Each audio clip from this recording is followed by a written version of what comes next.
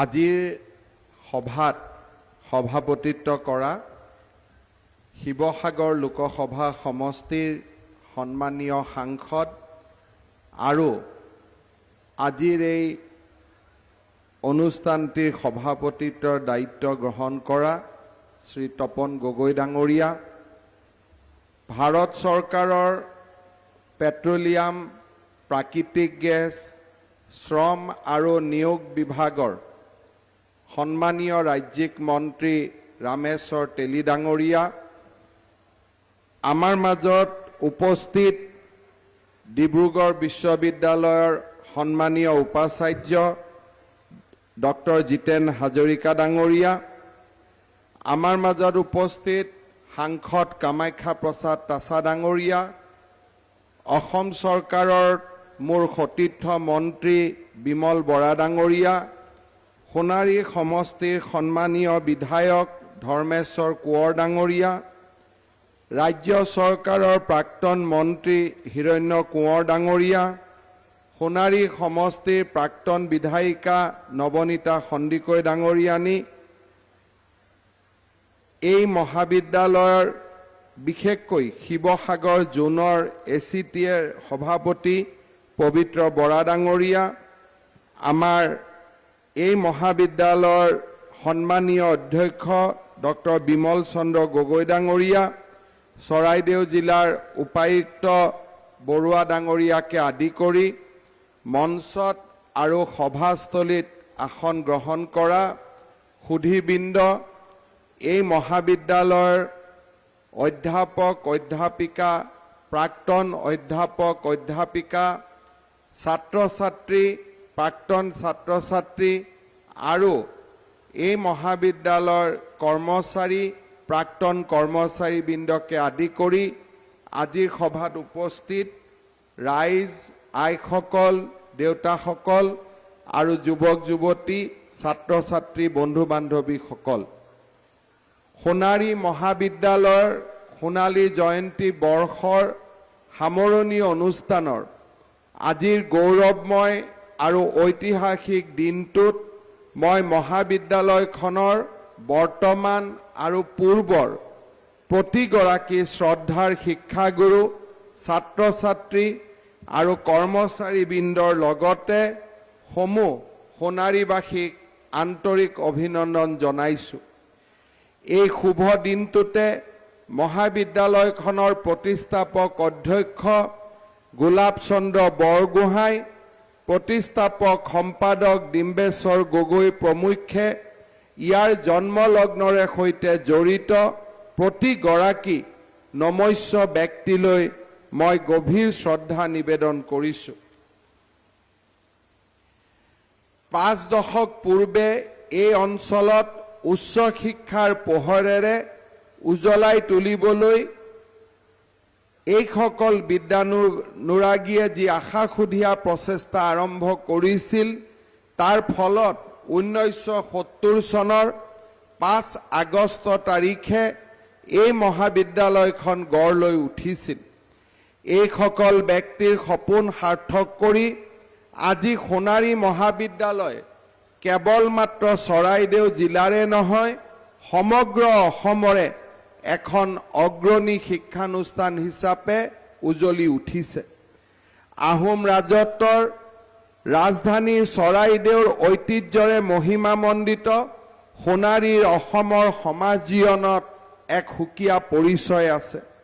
1253 খ্ৰীষ্টাব্দত স্বৰ্গদেউ চাওলুং চুকাফাই ৰাজধানী প্ৰতিষ্ঠা কৰা সোণাৰী জিলাৰ চৰাইদেউৰ মৈদামসমূহ অসমৰ ঐতিহ্যৰ সোণোৱালী সাক্ষী হৈ আজিও জিলিকি আছে। এই সোণাৰীৰ দাঁতিকাষৰীয়া চক্ৰাইত আজিৰ পৰা 150 বছৰৰো অধিক কাল পূৰ্বে স্বাধীনতা সংগ্ৰামী মণিৰাম দেৱানে চাহ বাগিচা স্থাপন কৰি অসমৰ কৃষিভিত্তিক অৰ্থনীতিক নতুন দিশেৰে অসমৰ কলা, সাহিত্য, সংস্কৃতিৰ ক্ষেত্ৰখনলৈ যি কেইগৰাকীয়ে মহান শিল্পীয়ে অসামান্য অৱদান আগবঢ়াই গৈছে, সেইসকলৰ অন্যতম গীতিকবি পাৰ্বতী প্ৰসাদ বৰুৱা আৰু তেখেতৰো জন্মস্থান এই সোণাৰীৰ। ঐতিহ্য বিজড়িত সোণাৰীৰ শৈক্ষিক ক্ষেত্ৰত এই মহাবিদ্যালয়খনে এক নৱজাগৰণৰ সূচনা কৰিছিল। মহাবিদ্যালয়খনে গঢ় দিয়া মানৱ সম্পদসমূহে আজিও অসমৰ সমাজ জীৱন মহিয়ান কৰি ৰাখিছে। অসম চৰকাৰৰ প্ৰাক্তন মন্ত্ৰী লোকসভাৰ সাংসদ তপন গগৈ ডাঙৰীয়া, বিশিষ্ট শিল্পী খগেন গগৈ, ৰঞ্জিত গগৈকে আদিকে ধৰি মহাবিদ্যালয়ৰ বহু প্ৰাক্তন শিক্ষাৰ্থীয়ে সমাজ জীৱনৰ বিভিন্ন ক্ষেত্ৰত সুপ্ৰতিষ্ঠা লাভ কৰি ৰাজ্যখনক গৌৰৱান্বিত কৰিছে। মই বিশ্বাস কৰোঁ যে সোণাৰী মহাবিদ্যালয়ৰ এই পবিত্ৰ ইতিহাসে যিসকল মানৱ সম্পদৰ নিৰ্মাণ কৰিলে তেখেতসকলে ৰাজ্যখনৰ জনজীৱনলৈ আৰু অধিক বৰঙণি আগবঢ়াই যাব। জ্ঞানৰ মন্দিৰ সোণালী মহাবিদ্যালয়ৰ মূল বাণী হৈছে তেজশ্ৰী নৱধিম মস্তু, যাৰ অৰ্থ হৈছে আমাৰ শিক্ষা ফলপ্ৰসূ হওক। যি মহান আদৰ্শ সন্মুখত ৰাখি মহাবিদ্যালয়খনে এই মূল বাণী গ্ৰহণ কৰিছে, তাৰ সফল প্ৰাপ্তিত শিক্ষক আৰু ছাত্ৰ ছাত্ৰী উভয়ৰে পৰ্বতসম দায়িত্ব আৰু কৰ্তব্য আছে। আজিৰ এই পবিত্ৰ দিনটোত মই আপোনালোকৰ আগত এই সম্পৰ্কে কিছু আলোকপাত কৰিব খুজিছোঁ। এগৰাকী বিদ্যাৰ্থীক সুনাগৰিক হিচাপে গঢ়ি তোলাত পিতৃ মাতৃৰ সমানে শিক্ষকৰ ভূমিকা অপৰিসীম। পিতৃ মাতৃক আমি আদিগুৰু বুলি কওঁ আৰু তাৰ পিছতেই আমাৰ জীৱন গঢ়াত আটাইতকৈ ডাঙৰ দায়িত্ব গ্ৰহণ কৰে শিক্ষক শিক্ষয়িত্ৰীসকলে। ছাত্ৰ ছাত্ৰীৰ মাজত থকা সম্পদ আৰু সদ্ভাৱনা বিচাৰি উলিয়াই প্ৰকৃত মাৰ্গদৰ্শন দিয়া, এক কল্পনাশ্ৰয়ী মনৰ উন্মেষ সাধন কৰা, মাতৃভূমিৰ গৰিমামণ্ডিত ঐতিহ্যৰ প্ৰতি শ্ৰদ্ধাশীল কৰি তোলা আৰু স্বদেশ প্ৰেমেৰে উজ্জীৱিত কৰি তেওঁলোকৰ নৈতিক আধ্যাত্মিক প্ৰমূল্যৰে পুথিত শিক্ষা প্ৰদান কৰাটো হৈছে শিক্ষকৰ অন্যতম দায়িত্ব। শিক্ষাৰ্থীৰ মনৰ পৰা অজ্ঞান আন্ধাৰ বিনাশ কৰি জ্ঞানৰ জ্যোতিৰে আলোকিত কৰাৰ গুৰু দায়িত্ব হৈছে শিক্ষক শিক্ষয়িত্ৰী। আদৰ্শ শিক্ষা গুৰুৰ দায়িত্ব কেৱল জ্ঞান দানতে সীমাবদ্ধ নহয়, তেওঁলোকে ছাত্ৰ ছাত্ৰীসকলক শিক্ষাৰ প্ৰতি শ্ৰদ্ধাৱান হৈ উঠাটো সহায় কৰিব লাগিব। ছাত্ৰ ছাত্ৰীয়ে যেতিয়া জ্ঞানাৰ্জনৰ প্ৰতি শ্ৰদ্ধাৱান হৈ উঠে তেতিয়াই কোনো এটি বিষয় লৈ নিৰন্তৰ চিন্তা কৰিবলৈ শিকে। শ্ৰদ্ধা জাগ্ৰত নহ'লে চিন্তাও জাগ্ৰত হ'ব নোৱাৰে। আনহাতে চিন্তাবিহীন জ্ঞানে ছাত্ৰ ছাত্ৰীৰ জীৱনত সাময়িক সফলতা আনিলেও তেওঁলোকৰ ব্যক্তিত্বৰ পূৰ্ণ বিকাশ কৰিব নোৱাৰে। এই প্ৰসংগত মই তিনিগৰাকী মহান পুৰুষৰ কথা উল্লেখ কৰিব বিচাৰিছোঁ, যিসকলৰ জীৱন গুৰু শিষ্যৰ সম্পৰ্কৰ উজ্জ্বল চানেকি। ছাত্ৰ হিচাপে তেওঁলোকৰ শ্ৰেষ্ঠত্ব প্ৰতিপন্ন কৰাত তেওঁলোকৰ শিক্ষক বা গুৰুৰ ভূমিকা আছিল অতিকৈ গুৰুত্বপূৰ্ণ। অসমৰ জাতীয় জীৱনৰ প্ৰাণ প্ৰতিষ্ঠাপক মহাপুৰুষ শ্ৰীমন্ত শংকৰদেৱৰ জীৱন আৰু দৰ্শন গঢ় দিয়া ব্যক্তিগৰাকী আছিল তেখেতৰ গুৰু মহেন্দ্ৰ কন্দলী। 12 বছৰ বয়সত বিদ্যা গ্ৰহণ কৰিবলৈ যোৱা যুগনায়ক মহাপুৰুষ গৰাকীক তেওঁৰ গুৰুৰ প্ৰেৰণা আৰু স্বীকৃতিয়ে নিজৰ প্ৰতিভা সম্পৰ্কে আত্মবিশ্বাসী কৰি গঢ়ি তুলিছিল। ফলত গুৰুৰ ঋণ স্বীকাৰেৰে তেখেত দুপদূপে আগুৱাই গৈছিল। গুৰু মহেন্দ্ৰ কন্দলীয়ে মহাপুৰুষ গৰাকীক আধ্যাত্মিক আৰু নৈতিক শিক্ষা প্ৰদানেৰে জীৱনত মাৰ্গদৰ্শন কৰিছিল। অসমীয়া জাতিক আধুনিক শিক্ষাৰে শিক্ষিত কৰি ভাৰতবৰ্ষৰ অন্য ৰাজ্যৰ সমানে আগুৱাই নিয়াৰ বাবে যি কেইগৰাকী ব্যক্তিয়ে ব্ৰিটিছ শাসনকালত প্ৰয়াস কৰিছিল তেওঁলোকৰ ভিতৰত অন্যতম আছিল। আনন্দৰামৰ ব্যক্তিত্ব গঢ় দিয়াৰ ক্ষেত্ৰত প্ৰধান ভূমিকা গ্ৰহণ কৰিছিল তেওঁৰ শিক্ষক কেইগৰাকীয়ে। উচ্চ শিক্ষা লাভৰ বাবে আনন্দৰামক কলিকতালৈ পঠোৱা মূল ব্যক্তিকেইজন আছিল তেখেতসকলৰ শিক্ষক। শিক্ষক হিচাপে গুণী ছাত্ৰৰ প্ৰতি তেওঁলোকে যি ধৰণে দৃষ্টি ৰাখিব লাগে সেয়া ৰাখিছিল আৰু আনন্দৰামক ঘৰৰ অনিচ্ছা সত্ত্বেও এই শিক্ষাগুৰুসকলেই উচ্চ শিক্ষাৰ বাবে কলিকতালৈ পঠাইছিল। আনকি তেওঁলোকে কাহানিও বাহিৰলৈ গৈ নোপোৱা আনন্দৰামক জাহাজ থকা ঠাই চিনাকি মানুহ আদিও যোগাৰ কৰি দিছিল। এই কথা আনন্দৰাম ঢেকিয়াল ফুকনৰ জীৱনচৰিত গুণাভিৰাম বৰুৱাই লিখি থৈ গৈছিল।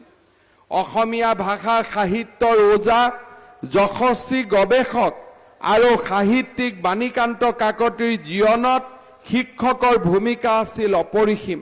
এগৰাকী শিক্ষকে ছাত্ৰক কিমান ভাল পাব পাৰে, ছাত্ৰৰ বুদ্ধিদীপ্ততা দেখি শিক্ষকৰ মন কেনেকৈ পুলকিত হ'ব পাৰে সেই কথা বাণীকান্ত কাকতিৰ জীৱনত প্ৰকাশ পাইছিল।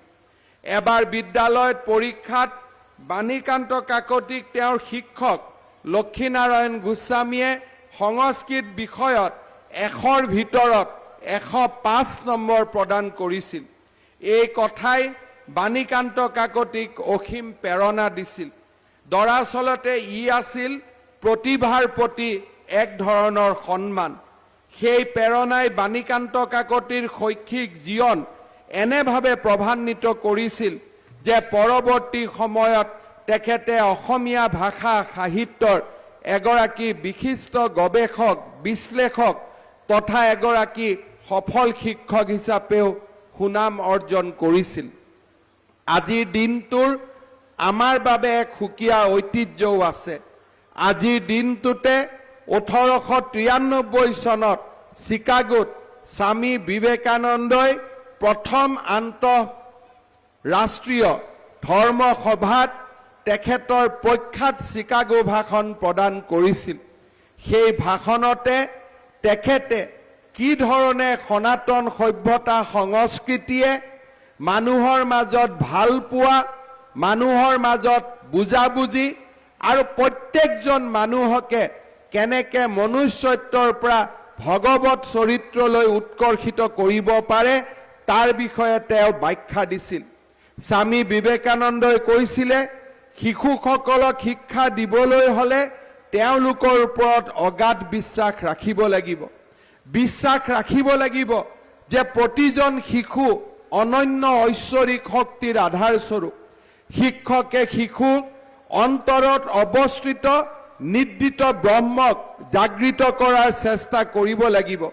শিশুসকলক শিক্ষা দিয়াৰ সময়ত এটা কথা মনত ৰাখিব লাগিব যে তেওঁলোকে যাতে নিজৰ চিন্তা কৰিবলৈ শিকে তাৰ বাবে তেওঁলোকে উৎসাহ পাব লাগিব।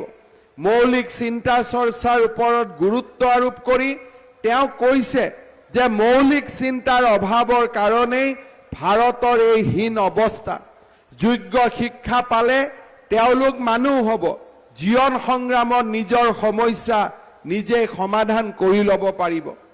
বেদান্তত উল্লেখ আছে ব্যক্তিৰ ভিতৰতে সকলো আছে। আমাৰ ছাত্ৰ ছাত্ৰীসকলৰ ভিতৰতো সকলো গুণ আৰু প্ৰতিভা আছে, মাত্ৰ সেইবিলাক জাগ্ৰত কৰিব লাগিব আৰু সেই দায়িত্ব হৈছে অধ্যাপক অধ্যাপিকাই। স্বামী বিবেকানন্দই আৰু কৈছে ব্যক্তিৰ যিখিনি আছে তাক নষ্ট কৰিব নালাগে, পাৰিলে তেওঁ স্তৰ কিছু উন্নত কৰিব লাগে। সেই মানুহজনে আচাৰ্য নামৰ যোগ্য, যিজনে নিমিষতে নিজক যেন হেজাৰজনৰ বিভিন্ন ব্যক্তিত পৰিণত কৰিব পাৰে। কেৱল তেওঁৱেই যথাৰ্থ আচাৰ্য যিজনে অনায়াসে শিষ্যৰ অৱস্থালৈ নিজক লৈ যাব পাৰে। নিজৰ শক্তি শিষ্যৰ মাজত সঞ্চাৰিত কৰি তেওঁৰ চকুৰে চাব পাৰে, তেওঁৰ কাণেৰে শুনিব পাৰে, তেওঁৰ মনেৰে বুজিব পাৰে আৰু এনেকুৱা আচাৰ্যহে সঠিক শিক্ষা দিব পাৰে। শ্ৰদ্ধাৰ ৰাইজ, এনেধৰণৰ গুণ আৰু এনেধৰণৰ তত্ত্বৰ ওপৰতে আমাৰ ৰাষ্ট্ৰীয় শিক্ষা নীতি ভাৰত চৰকাৰে গ্ৰহণ কৰিছে। আমাৰ ৰাষ্ট্ৰীয় শিক্ষা নীতিত বহুমুখী জ্ঞান প্ৰদান আৰু ব্যক্তিৰ সম্পূৰ্ণ লুকাই থকা প্ৰতিভা জাগ্ৰত কৰাৰ বাবে গুৰুত্ব প্ৰদান কৰিছে। ডিব্ৰুগড় বিশ্ববিদ্যালয়ৰ সন্মানীয় উপাচাৰ্য ডাঙৰীয়া ইতিমধ্যে কৈ গৈছে যে আমাৰ ৰাজ্যখনতো সমগ্ৰ ৰাষ্ট্ৰৰ লগতে ৰাষ্ট্ৰীয় শিক্ষা নীতি প্ৰয়োগৰ ব্যৱস্থা আৰম্ভ হৈছে। সোণাৰী মহাবিদ্যালয়ৰ ক্ষেত্ৰত প্ৰাসংগিক হৈছে যে অহা বছৰৰ পৰা আমি সোণাৰী মহাবিদ্যালয়তে হওক বা অসমৰ মহাবিদ্যালয়সমূহত চতুৰ্থ বৰ্ষ অৰ্থাৎ 4টা বছৰ থকা ডিগ্ৰী কোৰ্স গ্ৰেজুৱেশ্যন কোৰ্স আমি আৰম্ভ কৰিম। ইয়াৰ লগে লগে ছাত্ৰ ছাত্ৰীসকলে বিজ্ঞানৰ ছাত্ৰ এজনেও কলাৰ ওপৰত জ্ঞান ল'ব পাৰিব, কলাৰ ছাত্ৰ এজনেও বিজ্ঞানৰ ওপৰত জ্ঞান ল'ব পাৰিব। কোৰ সাবজেক্টৰ লগতে আন কেইবাটাও সাবজেক্ট আমাৰ শিক্ষাৰ্থীসকলে পঢ়িব লাগিব আৰু তদ্ৰুপভাৱে শিক্ষাৰ্থীসকলে প্ৰয়োজনৰ তাগিদাত সাৰ্টিফিকেট কোৰ্সেৰে কলেজৰ পৰা ওলাই যাব পাৰিব। 2 বছৰ পঢ়াৰ পিছত আকৌ যদি ইচ্ছা কৰে কলেজলৈ ঘূৰি আহিব পাৰিব। অৰ্থাৎ এন্ট্ৰি আৰু এক্সিট 4টা বছৰত তেওঁলোকৰ বাবে প্ৰযোজ্য হ'ব। সাৰ্টিফিকেট কোৰ্স, ডিপ্লোমা কোৰ্স আৰু ফাইনেলি গ্ৰেজুৱেশ্যন, এই ধৰণে আমাৰ শিক্ষা ব্যৱস্থাই এটা নতুন মূৰ ল'ব। মই ভাবো যে সোণাৰী মহাবিদ্যালয় হওক বা অসমৰ আন মহাবিদ্যালয়সমূহে হওক, ৰাষ্ট্ৰীয় শিক্ষা নীতিৰ আধাৰত আমাৰ মহাবিদ্যালয়খন নতুনকৈ এক জাগ্ৰত কৰা, নতুনকৈ নিজক সাজু কৰি তোলাৰ প্ৰয়োজনীয়তা আহি পৰিব। আগতে কলা শাখাৰ শিক্ষক এজনে অধ্যাপক অধ্যাপিকাসকলে কেৱল মাত্ৰ কলাৰ ছাত্ৰ ছাত্ৰীসকলক পঢ়াব লাগিছিল। এতিয়া বিজ্ঞানৰ ছাত্ৰ ছাত্ৰীসকলেও কলা পঢ়িব, কলাৰ ছাত্ৰ ছাত্ৰীও বিজ্ঞান পঢ়িব, স্কিলৰ ওপৰত ট্ৰেইনিং ল'ব, মেজৰ আৰু মাইনৰ কোৰ্স, কোৰ কোৰ্স আৰু মাইনৰ কোৰ্স, এই ধৰণে কেইবাটাও বিষয়ৰ ওপৰত 4টা বছৰত শিক্ষা লাভ কৰিব। উদ্দেশ্য হৈছে যাতে এজন ছাত্ৰ ছাত্ৰীক আমি পূৰ্ণ মানুহ কৰি গঢ়ি তুলিব পাৰো।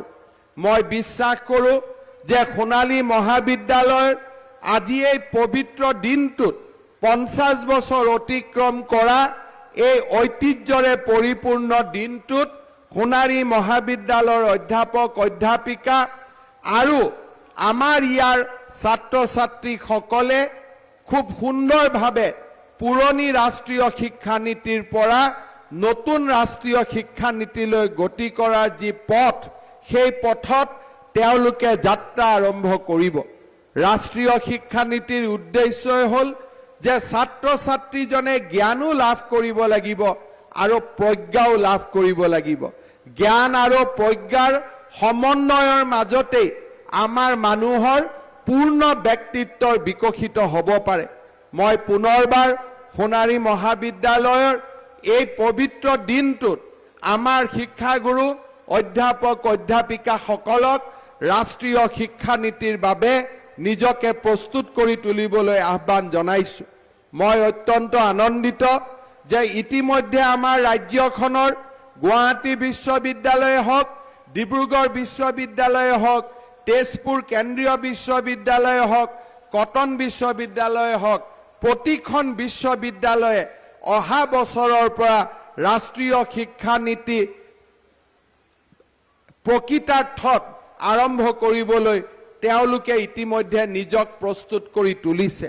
মই আশা কৰোঁ ডিব্ৰুগড় বিশ্ববিদ্যালয় তেওঁলোকৰ প্ৰচেষ্টাত সফল হ'ব আৰু সেই ধৰণে আমাৰ ৰাষ্ট্ৰীয় শিক্ষা নীতিৰ আধাৰত এক বিশ্বমানৰ শিক্ষা ব্যৱস্থা নিৰ্মাণ কৰিবলৈ আমি আগবাঢ়ি যাব পাৰিম আমি আগুৱাই যাব পাৰিম।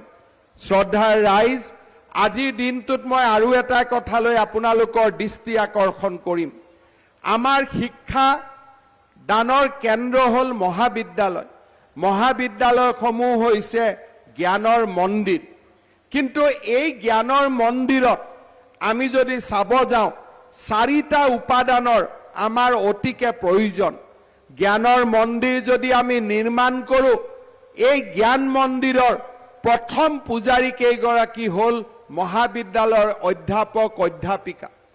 অধ্যাপক অধ্যাপিকাৰ লগতে এই মহাবিদ্যালয়ত জ্ঞান লাভ কৰিবলৈ অহা ছাত্ৰ ছাত্ৰীসকল হ'ল এখন শিক্ষানুষ্ঠানৰ দ্বিতীয় উপাদান।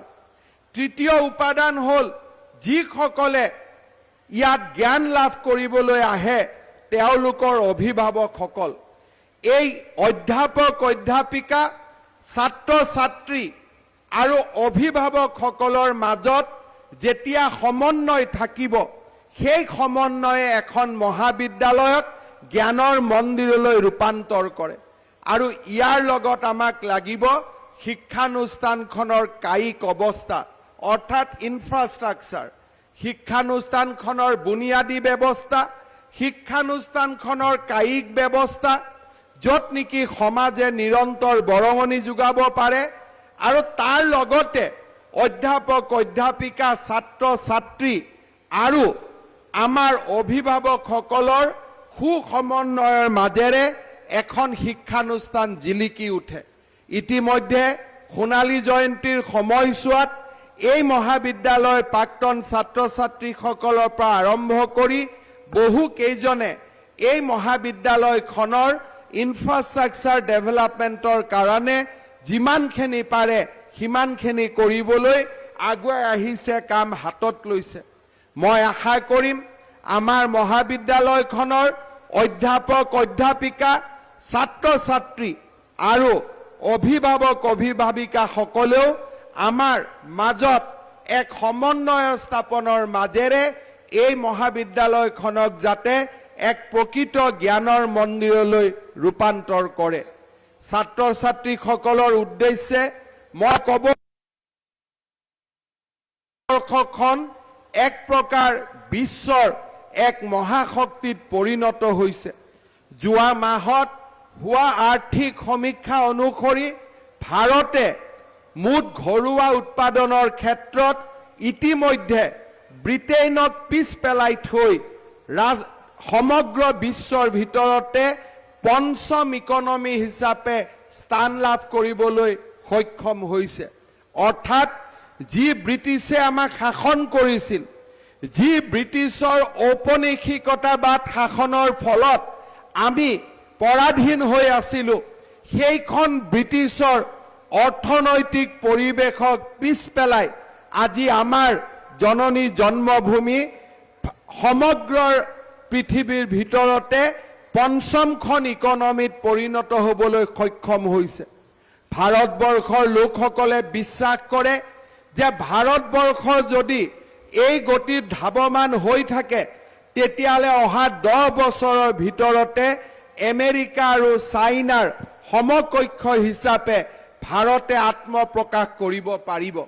অৰ্থাৎ আজি ভাৰতত এক নতুন অৰ্থনৈতিক শক্তি হিচাপে ভাৰত উদ্ভাসিত হৈছে। মই আমাৰ ছাত্ৰ ছাত্ৰীসকলক অনুৰোধ কৰিম যে এতিয়া হৈছে এই নতুন পৃথিৱীৰ নতুন প্ৰত্যাহ্বান গ্ৰহণ কৰাৰ সময়। আজি আমাৰ ডিব্ৰুগড় বিশ্ববিদ্যালয়ৰ উপাচাৰ্য ডাঙৰীয়াও উপস্থিত আছে। আধুনিক শিক্ষা ব্যৱস্থাৰ প্ৰতি আমি এতিয়া নিজক সাজু হোৱাৰ সময় হৈছে। ইণ্ডাষ্ট্ৰী 4.0 তাৰ যিবিলাক প্ৰয়োজনীয়তা, সেই প্ৰয়োজনীয়তাৰ শিক্ষা গ্ৰহণ কৰাৰ বাবে আমাৰ সময় হৈছে। ইনফৰমেশ্যন টেকনলজিয়ে হওক, আৰ্টিফিচিয়েল ইণ্টেলিজেন্সে হওক, এতিয়া পৃথিৱীত এক নতুন দিনলৈ পৃথিৱীখন গতি কৰিছে।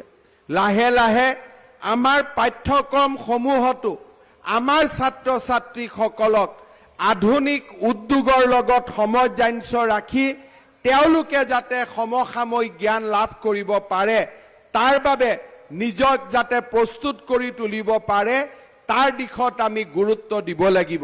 মই আমাৰ ছাত্ৰ ছাত্ৰীসকলক অনুৰোধ কৰিম যে আমাৰ ট্ৰেডিশ্যনেল শিক্ষা ব্যৱস্থাৰ ওপৰতো গৈ আমাৰ মাজত আমাৰ পৃথিৱীৰ আমাৰ ভাৰতৰ চাৰিওফালে যি গতিবিধি চলি আছে, আধুনিক প্ৰযুক্তিৰ যি গতিবিধি চলি আছে, তাৰ লগত নিজক চিনাকি ৰাখিবলৈ আৰু প্ৰয়োজন অনুসৰি সেই ধৰণে আমাৰ শিক্ষা ব্যৱস্থা ব্যক্তিগত পৰ্যায়তে হওক সামূহিক পৰ্যায়তে হওক নিৰ্মাণ কৰিবলৈ আমাক প্ৰস্তুত কৰি ৰাখিব লাগিব। আজি আমাৰ ভাৰতবৰ্ষখন যেনেকৈ আগবাঢ়িছে তেনেকৈ আমাৰ অসমখনো লাহে লাহে আমাৰ বিকাশৰ পথত আগবাঢ়িবলৈ আৰম্ভ কৰিছে। যোৱা বছৰটোত আমি দেখা পাইছোঁ যে অসমৰ ঘৰুৱা উৎপাদন এই বছৰত 5 লাখ কোটি টকা অতিক্ৰম কৰিব আৰু তাৰ লগে লগে আমি ভাৰতৰ শক্তিশালী ৰাজ্যবিলাকৰ ভিতৰত নহলেও দুখীয়া ৰাজ্যৰ পৰা মধ্যমবৰ্গৰ ৰাজ্যলৈ আমি নিজকে বিকাশ কৰিব পাৰিম। আজি আমাৰ ভাৰতৰ অৰ্থনৈতিক যি অৱস্থা ভাৰতৰ ৰাজ্যসমূহৰ মাজত আজি আমাৰ লাহে লাহে অসমখনে 15, 16, 17 নম্বৰলৈকে গতি কৰিবলৈ আৰম্ভ কৰিছে। 29-30ৰ পৰা যোৱা কেইটামান বছৰৰ সাধনা আৰু কেইটামান বছৰৰ তপস্যাই আজি আমাৰ ৰাজ্যখনক এক নতুন বিন্দুলৈ লৈ গৈছে। 5খন ৰাজ্যৰ ভিতৰত যাবলৈ আমাৰ সময় আছে, কিন্তু লাহে লাহে আমি ঊৰ্ধ্বমুখী যাত্ৰাত আমি ভৰি দিব পাৰিছোঁ আৰু সেই ঊৰ্ধ্বমুখী যাত্ৰাৰ লগত নিজকে সংগতি ৰাখিবলৈ হলে আমি ৰাজ্যখনৰ বৰঙণিৰ ৰাজ্যখনৰ অৰ্থনৈতিক উন্নয়নত আমি বৰঙণি আগবঢ়াবলৈ প্ৰস্তুত কৰি ৰাখিব লাগিব। আমি নিজক কাৰোবাৰ ওপৰত পৰমুখাপেক্ষী হোৱাৰ পৰিৱৰ্তে আমি নিজক নিজৰ ভৰিত থিয় কৰাবলৈ সাজু কৰিব লাগিব। আমি বেলেগৰ ওচৰত চাকৰি কৰাৰ পৰিৱৰ্তে কেনেকে নিজৰ উপাৰ্জনৰ জৰিয়তে আন 10 জনক কৰ্মসংস্থাপন দিব পাৰো তাৰ বিষয়ে আমি চিন্তা কৰিব লাগিব। ফ্ৰম এমপ্লয়ী টু এমপ্লয়াৰ আমি চাকৰি কৰাৰ পৰিৱৰ্তে চাকৰি দিয়াৰ বাবে নিজক প্ৰস্তুত কৰিব লাগিব। আজি আমাৰ অসমখনত ষ্টাৰ্টআপ মুভমেণ্টকে ধৰি বিভিন্ন ধৰণৰ যুৱ শক্তিয়ে নতুন নতুন তেওঁলোকে উদ্যোগ হাতত লৈছে আৰু তেনে কৰি আমাৰ ৰাজ্যখনক আগুৱাই লৈ যোৱাৰ বাবে তেওঁলোকে প্ৰয়াস আৰু প্ৰচেষ্টা কৰিছে। মই আশা কৰোঁ যে সোণাৰী মহাবিদ্যালয়েও এই 50 বছৰ অতিক্ৰম কৰাৰ পিছত অন্তত ষ্টাৰ্টআপৰ ক্ষেত্ৰত এই ধৰণৰ ব্যৱস্থাৰ ক্ষেত্ৰত অকণমানো যদি আমি পদক্ষেপ হাতত ল'ব পাৰোঁ তেতিয়াহ'লে আমাৰ এই মহাবিদ্যালয়খনৰ 50 বছৰৰ যি গৰিমা 50 বছৰৰ যি ঐতিহ্য সি আৰু অধিক আগুৱাই যাব পাৰিব। শ্ৰদ্ধাৰ সোণাৰীবাসী ৰাইজ, অহা 2 বছৰৰ ভিতৰত আমাৰ চৰাইদেউ চিকিৎসা মহাবিদ্যালয়খনে প্ৰাণ পাই উঠিব। আমাৰ মনত প্ৰশ্ন হ'ব, আমি সকলোৱে জানো যে মেডিকেল এন্ট্ৰেন্স ষ্টেট লেভেলত হয়, জিলা পৰ্যায়ত নহয়। নেশ্যনেল লেভেলৰ পৰীক্ষাৰ জৰিয়তে ষ্টেট লেভেলৰ মেৰিটত আমি মেডিকেলত এডমিশ্যন দিব পাৰোঁ।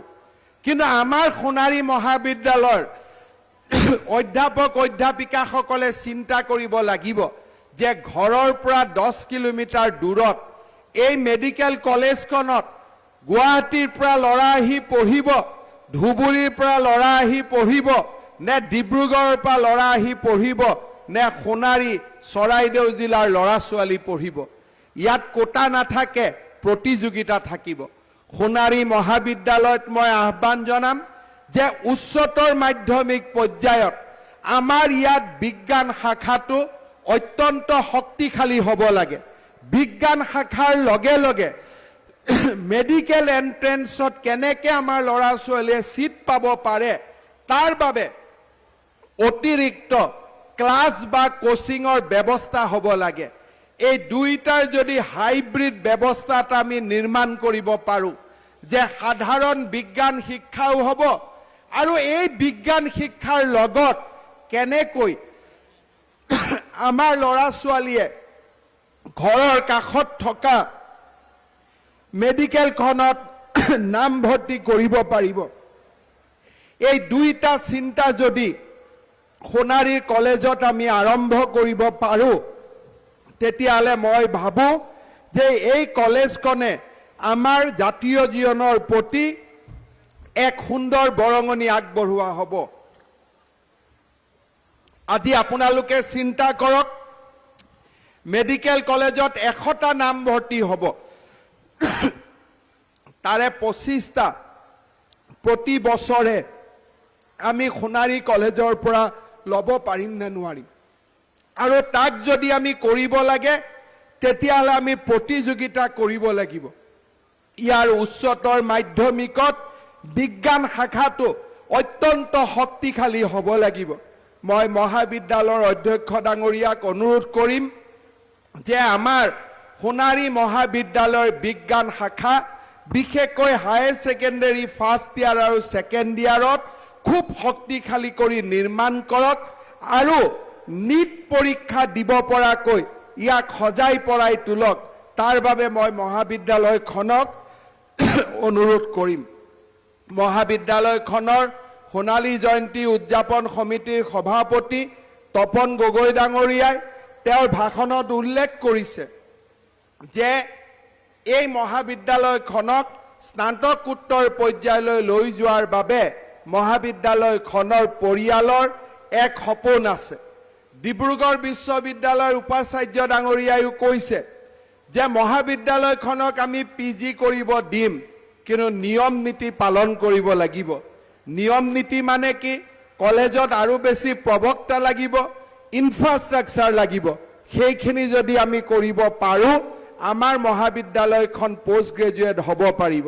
সোণালী জয়ন্তীৰ আজি এই সভাত মই ৰাজ্য চৰকাৰৰ হৈ আপোনালোকক প্ৰতিশ্ৰুতি দিছোঁ যে ইনফ্ৰাষ্ট্ৰাকচাৰে হওক বা ফেকাল্টি ৰিক্ৰুটমেণ্টে হওক, নিউ ক্ৰিয়েশ্যন অফ ফেকাল্টিয়ে হওক, আমি সোণাৰী মহাবিদ্যালয়ক সম্পূৰ্ণভাৱে সহযোগিতা কৰিম, যাতে এই মহাবিদ্যালয়খনে এখন পূৰ্ণ পৰ্যায়ৰ স্নাতকোত্তৰ মহাবিদ্যালয় হিচাপে নিৰ্মাণ হ'ব পাৰে, গঢ় লৈ উঠিব পাৰে। পুনৰ এবাৰ আজিৰ এই পবিত্ৰ দিনটোত সোণাৰী মহাবিদ্যালয় নিৰ্মাণ কৰা এই মহাবিদ্যালয়খনক জ্ঞানৰ মন্দিৰলৈ ৰূপান্তৰ কৰা প্ৰতিগৰাকী ব্যক্তিলৈ মোৰ শ্ৰদ্ধা জনাই, ছাত্ৰ ছাত্ৰীসকলক অযুত শুভেচ্ছা জনাই মই মোৰ বক্তব্যৰ সামৰণি মাৰিছোঁ। ধন্যবাদ। জয় হিন্দ, বন্দে মাতৰম।